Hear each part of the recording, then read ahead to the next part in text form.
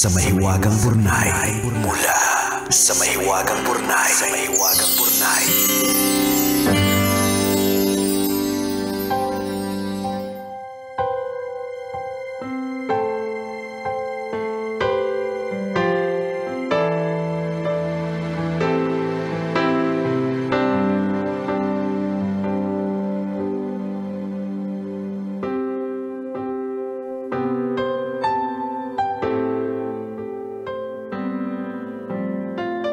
Dear Nicole Yala and Diego Bandido.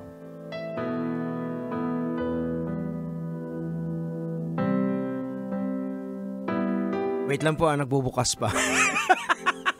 Sabi, creating PDF. We'll let you know when the file is ready. Dear Nicole Yala and Diego Bandido.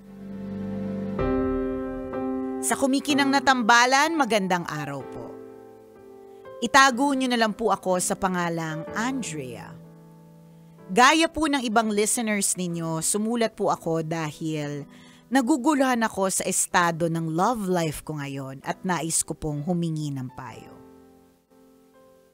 Ganito po kasi, nagtatrabaho po ako sa isang investment firm. Aaminin ko po na bata pa lang, achiever na ako. Siguro po kasi lumaki akong walang-wala pero punong-puno ng pangarap. Nang magsimulang magtrabaho, pinagbuti ko po talaga para maabot ko ang posisyon ko ngayon. May long-time boyfriend po ako. Nakatapos naman po ng college pero tipong sumabit lang. Yung po bang konting-konti na lang, laglag na. May trabaho naman po siya pero entry level. Hindi man niya po ako ma-spoil sa material na bagay dahil wala siyang kakayahan. Ibang level naman po ang pag-aalaga niya sa akin. Service po kasi ang love language niya. Pinagluluto niya po ako, pinaglilinis ng kondo, pinagmamaneho. Siya din po ang gumagawa ng mga errands ko na hindi ko na magawa sa sobrang busy. Ang problema ko po, magkaiba kami ng wavelength. Halimbawa po, hindi namin mapag-usapan yung mga financial trends, market movement, and investment forecasts. Kung ako din, girl! Hindi din kita kakausapin kung ganyan ang topics. Hindi niya po mag-gets yung mga ganong topic. Kapag nanonood kami para mag-relax, ako yung laging kailangan mag-adjust. Ang gusto niya lang kasing panoorin yung mga teleserye. Kapag English na yung pinapanood, nawawalan siya ng interes. Kapag binibigyan niya po ako ng handwritten letters or cards, nalulungkot ako sa halip na matuwa.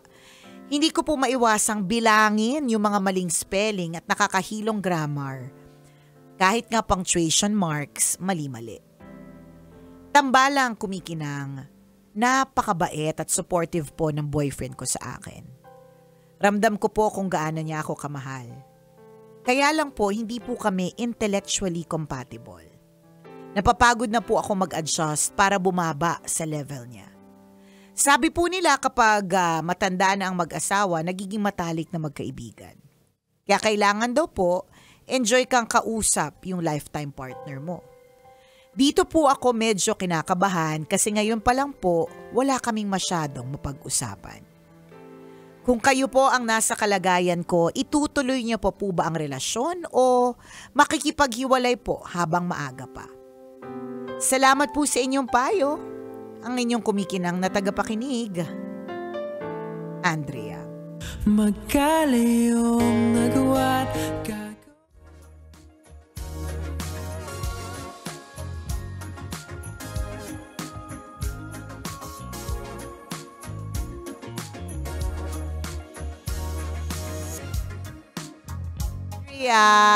Hello. Magkaibang mundo. Magkaibang mundo. Medyo mahirap nga. It's complicated. Pero alam mo, actually, nung sinabi niya lang kasi, Jegs, yung part na ngayon pa lang hindi na sila nag-uusap, doon lang ako nag-worry. Pero yung sa part na hindi kayo parehas na intellectually compatible, to be honest, I don't see anything wrong with it Kasi hindi naman all the time na ang pag-uusapan ninyo ay financial forecast. Diba? There's so much to life than just the mga tali-talinuhang stuff. Eto, okay, based on experience, ang aking asawa at ako, hindi kami intellectually compatible. Ibig sabihin, nakikinig ka ba ngayon, Daddy? Sana hindi. Hindi, I don't mean it in a bad way, okay? So magkaiba kami academically. Totoo yun. I am very bookish. I was very bookish. Ano ako talaga, mahilig ako mag-aral, magaling ako mag-memorize. Graduate ako with honors. Competitive talaga ako sa parting yan, academics. Yung asawa ko, may mga kwento talaga siyang nakakatawa na minsan yung tatay niya ay kailangan pang magdala ng jacket tsaka donuts para pumasa siya sa teacher. So meron siyang grades na mga palakol, ganyan. Na ako, hindi mo ako makikitaan ng kahit grade, na any grade lower than, there was a time na ayoko ng grade lower than 88. May ganon. Pero, sobrang compatible namin in a lot of ways.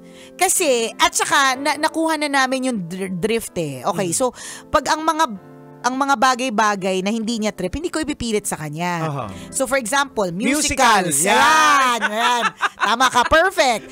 Musicals. The first time na nanood ako ng musical, nakasama siya. Hindi pa nga ito musical on theater, ha? Musical ito on screen. Mahilig kami manood ng sine. So, musical on screen. Les Miserables. Pelikula version. Pero musical siya. Iyak ako ng iyak. Yung iyak ko, Jegs, wagas. Talagang yung paano ako umiyak pag may problema, ganon. Tapos ang sabi niya sa akin, bakit? Ba't ka umiiyak? Tinutopak na naman, misis. Ano naman topak dito? Ba't ka umiiyak?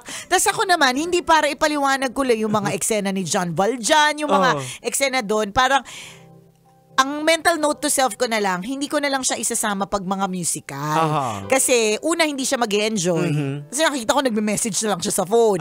Pangalawa, sayang pera. Pangatlo, syempre, mas gusto kong kasama ko doon, yung nag-e-enjoy din kasama ko. Tama. And it's not a bad thing. Hindi naman po lahat ng bagay. Of course, maganda na you grow together, tas madami mga bagay that you share together. Pero there are some things that you only do with your friends. And there are some things that you only do with your kids. Mga ganon. So, kaya ako wala talaga ako nakikitang mali dun sa intellectually hindi kayo compatible. Kasi magkakaiba talaga ng level ng talino Ang nakikita ko dito, mabibridge pa rin din yan, sabihin natin yung intellectually compatible. Ang nakikita ko dito na problema is hindi sabay yung growth ninyo. Yun lang. May naiwan. Tsaka Jegs, ang sinasabi niya, ngayon pa lang hindi na kami nag-uusap. Doon ako may problema. Kasi kami mag-asawa, kahit na hindi kami parehas intellectually, magkaiba talaga kami.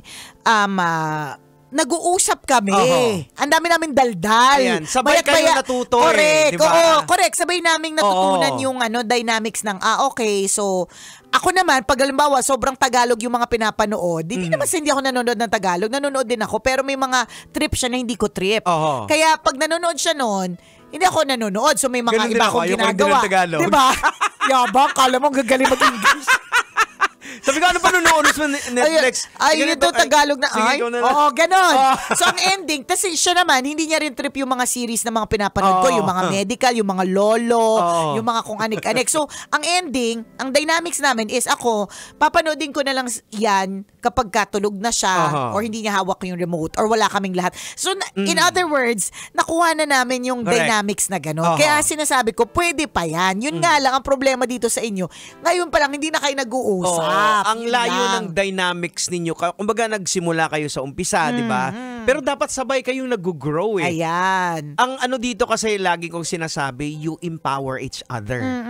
Kasi pag hindi nyo ini-empower each other, may maiiwan talaga Parang ito nangyayari sa inyo ngayon, yung communication is unti-unti nang nalolost. Yes. Kasi naiiwan na ng milya-milya yung isa. So na-attribute mo na siya na kasi mahina.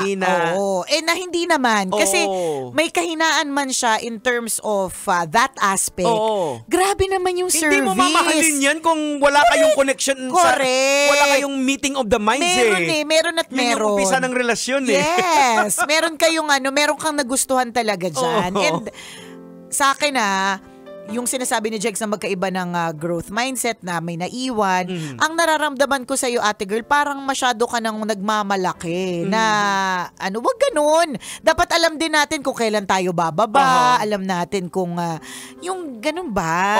Nag-iba kasi ang dynamics ni Andrea dahil nga Sabagay sa sobrang achiever siya. Oo, yun lang ang problema talaga. Pero ewan ko, may meron at meron niyang merong common ground yan Pero kung halimbawa nararamdaman mo na yan, I guess valid naman Valid naman na pag-isipan nga muna natin kung malayo na yung ganap ninyong dalawa. Baka nga naman. Kasi sinasabi ko lang, hindi naman all the time talaga compatible sa lahat ng aspect. Marami po tayong nakikitang mag-asawa na yung isa hindi nakapagtapos, diba? Walang pinag-aralan, pero click ang relationship. May ganun Kasi may meeting of the mind. Meron. Hindi kinakailangan sabayan yung intellectual, pero yung meeting of the mind means communication, diba? Empowering each other. Tsaka, eto lang dito lang ako yung hindi magets ng jowa mo yung tungkol sa mga financial statement, forecast, mga ganyan. Ewan mo ipilit. Huwag mo ipilit!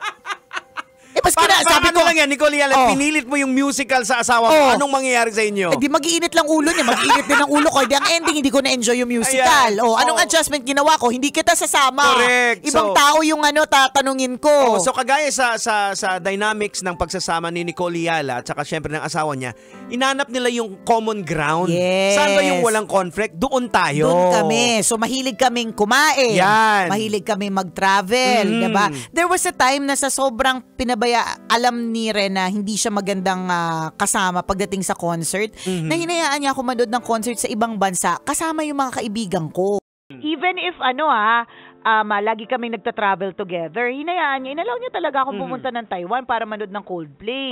Na hindi niya pinilit yung sarili niya na isama ko siya. At hindi ko rin siya pinilit, no? Kasi alam kong hindi, corny siyang kasama. So may ganong adjustment. Ayan, so in short, wag mong dadalhin yung trabaho mo sa bahay. Actually, tama. I was also about to say, buti na lang naalala mo yan. Ano lagi bang pagtrabaho ninyo? Di ba dapat iiwan mo na yon? Kung ano man yung mga nasa opisina, pwede mo nang iwan. Kung man magkukwento ka, ang tingin ko, kung magkukwento ka sa loob ng bahay tungkol sa opisina, I think more of yung chismis. Ayan, oo. Di ba? Kasi ako ang kinikwento ko sa asawa ko yung chismis dito Correct. Hindi yung hindi yung ito yung laman ng strategic planning namin. Di ba? Kung minsan may care siya, minsan wala. Pero mas may care siya kapag chismis. Diba? Yung ganon. So, wala lang. Hindi, ang sinasabi ko lang, wag din agad mag-totally give up. Kasi sayang, isipin mo, service-oriented, grabing yung binibigay sa'yo na kind of pagmamahal. Hindi naman talaga lahat magka-level pagdating sa katalinuhan. Kasi that's not a bad thing. Ito yung nagiging problema ng mga sobrang overachiever, yung parang nadadala na nila yung trabaho sa bahay.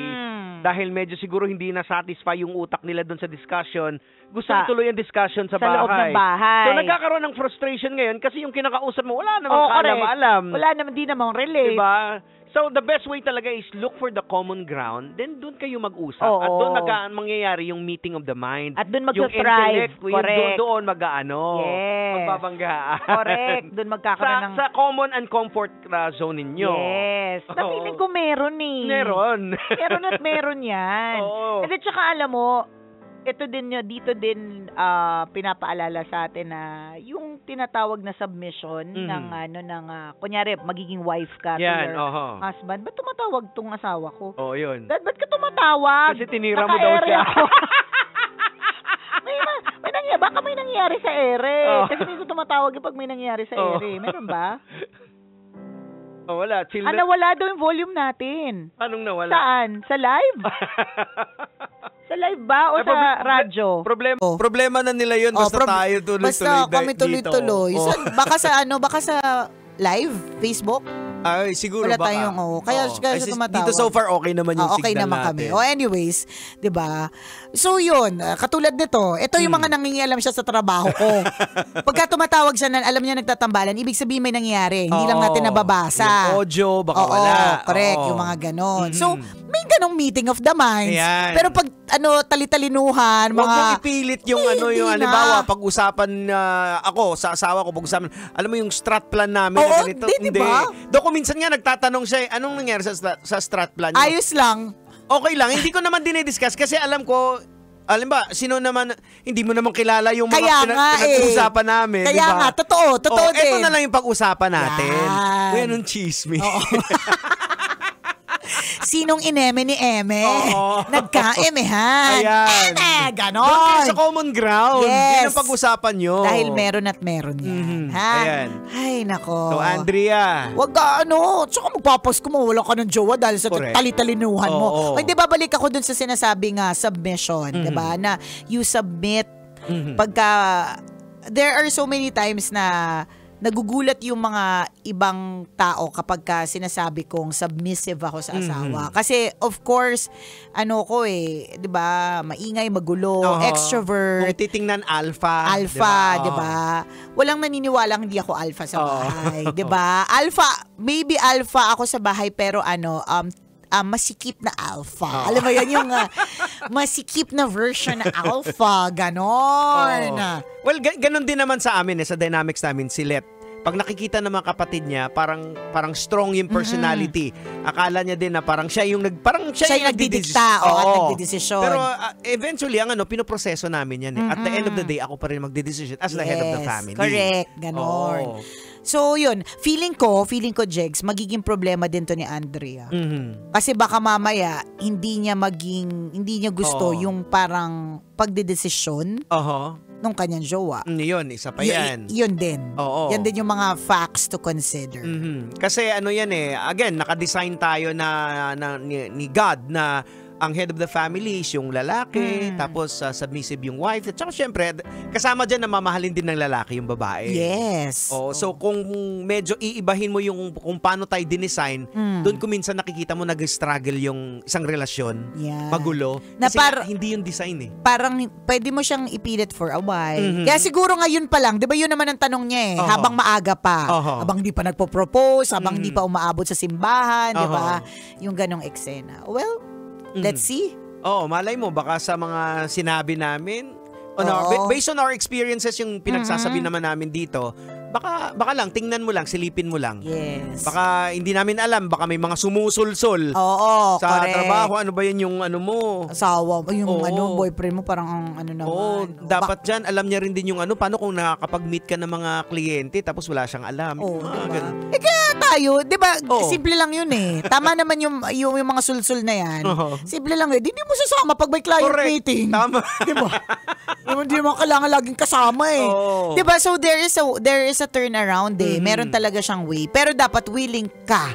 Kasi itong si Andrea parang hindi na willing mag-adjust Parang ang gusto mong mahanap yung mga kapwa mo din na nakakaintindi. Which is also correct. Wala naman ding masama doon. Nahanapin mo kung sino yung kauri mo. Instead na masyado mong itaas yung sarili mo, Andrea, baka pwede mong tulungan yung Pwede yung din. boyfriend mo. O, Anong diba? magagawa mo. For all minsan, you know, masyadong mataas ang tingin natin na nakakalimutan na natin sa babae. Na hindi na tayo nakikinig. Ayan. Ha? So, Andrea, we hope na sana maayos pa yung relationship. Correct. Kasi based on experience, it can be done. Kasi Pwede. yung sinasabi mo yung intellectual na hindi kayo match. Hindi naman lagi yan yung pinag-uusapan Ano, laging mathematician kayo Yung lagi. sinagot mo pa lang siya Diba? Type Diba? mo siya, ibig sabihin. Oras natin, 1:39. Ako pong kumikinang na ulo, Diego Bandido. At akong kumikinang ina mo, Nicole Liala. Kailangan pa bang i-memorize yan? Basic!